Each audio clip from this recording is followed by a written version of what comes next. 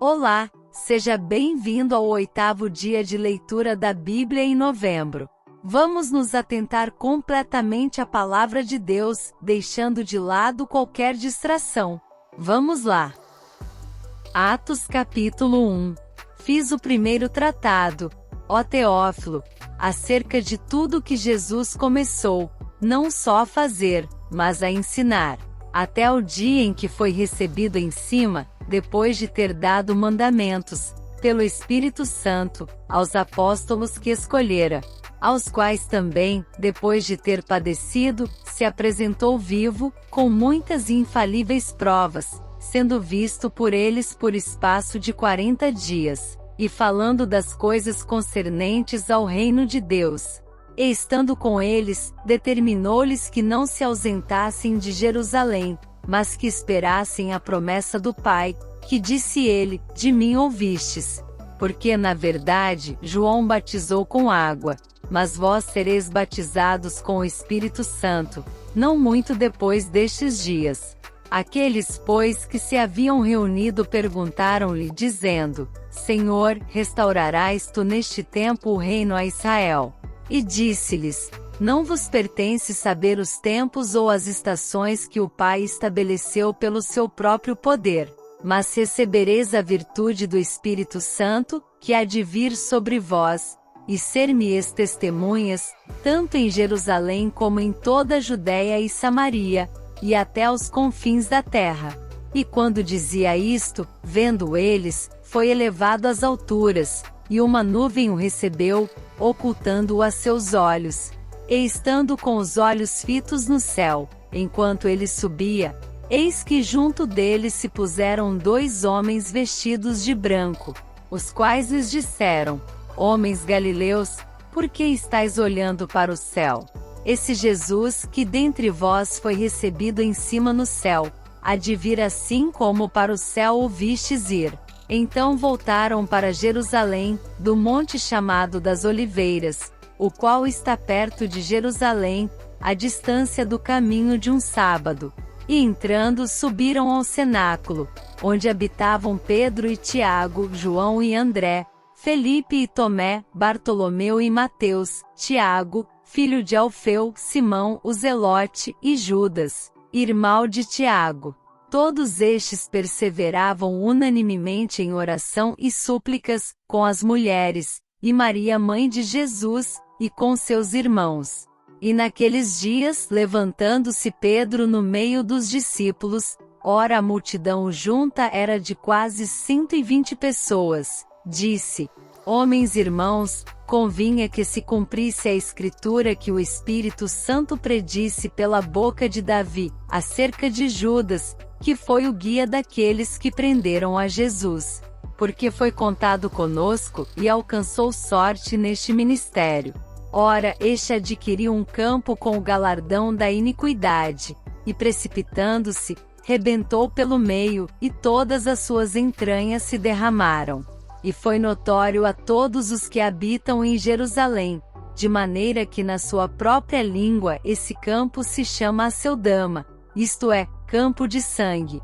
Porque no livro dos Salmos está escrito, fique deserta a sua habitação, e não haja quem nela habite. Tome outro seu bispado.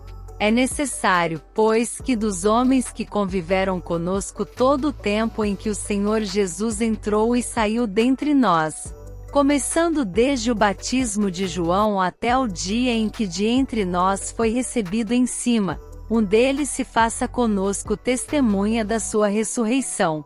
E apresentaram 2, José chamado Barsabás, que tinha por sobrenome o Justo, e Matias. E orando disseram, Tu, Senhor, conhecedor dos corações de todos, mostra qual destes 2 tens escolhido, para que tome parte neste ministério e apostolado, de que Judas se desviou, para ir para o seu próprio lugar. E lançando-lhe sortes, caiu a sorte sobre Matias.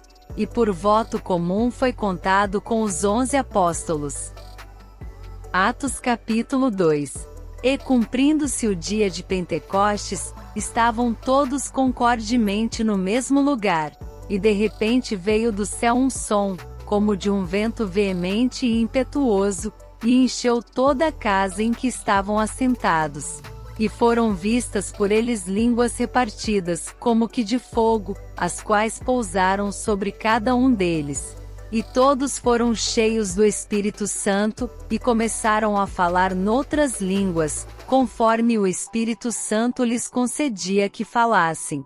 E em Jerusalém estavam habitando judeus, homens religiosos, de todas as nações que estão debaixo do céu.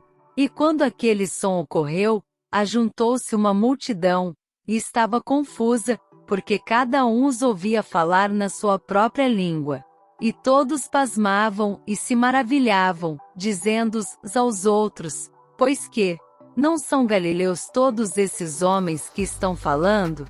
Como, pois, os ouvimos cada um, na nossa própria língua em que somos nascidos? Partos e medos, elamitas e os que habitam na Mesopotâmia, Judéia, Capadócia, Ponto e Ásia, e Frígia e Panfilha, Egito e partes da Líbia junto a Cirene, e forasteiros romanos, tanto judeus como prosélitos, cretenses e árabes, todos nós temos ouvido em nossas próprias línguas falar das grandezas de Deus. E todos se maravilhavam e estavam suspensos, dizendo uns para os outros: que quer isso dizer? E outros, zombando, diziam: estão cheios de mosto. Pedro, porém, pondo-se em pé com os 11, levantou a sua voz, e disse-lhes: homens judeus, e todos os que habitais em Jerusalém, seja-vos isto notório, e escutai as minhas palavras. Estes homens não estão embriagados como vós pensais, sendo a 3ª hora do dia. Mas isto é o que foi dito pelo profeta Joel. E nos últimos dias acontecerá, diz Deus, que do meu espírito derramarei sobre toda a carne, e os vossos filhos e as vossas filhas profetizarão, os vossos jovens terão visões, e os vossos velhos sonharão sonhos. E também do meu espírito derramarei sobre os meus servos e as minhas servas naqueles dias, e profetizarão. E farei aparecer prodígios em cima no céu, e sinais embaixo na terra, sangue, fogo e vapor de fumo. O sol se converterá em trevas, e a lua em sangue, antes de chegar o grande e glorioso dia do Senhor. E acontecerá que todo aquele que invocar o nome do Senhor será salvo. Homens israelitas, escutai estas palavras: a Jesus Nazareno, homem aprovado por Deus entre vós com maravilhas, prodígios e sinais, que Deus por ele fez no meio de vós, como vós mesmos bem sabeis. A este que vos foi entregue pelo determinado conselho e presciência de Deus, prendestes, crucificastes e matastes pelas mãos de injustos, ao qual Deus ressuscitou, soltas as ânsias da morte, pois não era possível que fosse retido por ela. Porque dele disse Davi: sempre via diante de mim o Senhor, porque está à minha direita, para que eu não seja comovido. Por isso se alegrou o meu coração, e a minha língua exultou, e ainda a minha carne há de repousar em esperança. Pois não deixarás a minha alma no inferno, nem permitirás que o teu santo veja a corrupção. Fizeste-me conhecidos os caminhos da vida, com a tua face me encherás de júbilo. Homens irmãos, seja-me lícito dizer-vos livremente acerca do patriarca Davi, que ele morreu e foi sepultado, e entre nós está até hoje a sua sepultura. Sendo, pois, ele profeta, e sabendo que Deus lhe havia prometido com juramento que do fruto de seus lombos, segundo a carne, levantaria o Cristo, para o assentar sobre o seu trono. Nesta previsão, disse da ressurreição de Cristo, que a sua alma não foi deixada no inferno, nem a sua carne viu a corrupção.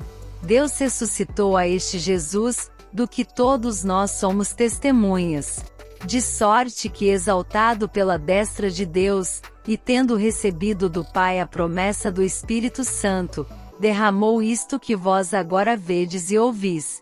Porque Davi não subiu aos céus, mas ele próprio diz: Disse o Senhor ao meu Senhor: assenta-te à minha direita, até que ponha os teus inimigos por escabelo de teus pés. Saiba, pois, com certeza toda a casa de Israel que a esse Jesus, a quem vós crucificastes, Deus o fez Senhor e Cristo. E ouvindo eles isto, compungiram-se em seu coração, e perguntaram a Pedro e aos demais apóstolos: que faremos, homens irmãos? E disse-lhes Pedro: arrependei-vos, e cada um de vós seja batizado em nome de Jesus Cristo, para perdão dos pecados, e recebereis o dom do Espírito Santo. Porque a promessa vos diz respeito a vós, a vossos filhos, e a todos os que estão longe, a tantos quantos Deus nosso Senhor chamar. E com muitas outras palavras isto testificava, e os exortava, dizendo: salvai-vos desta geração perversa.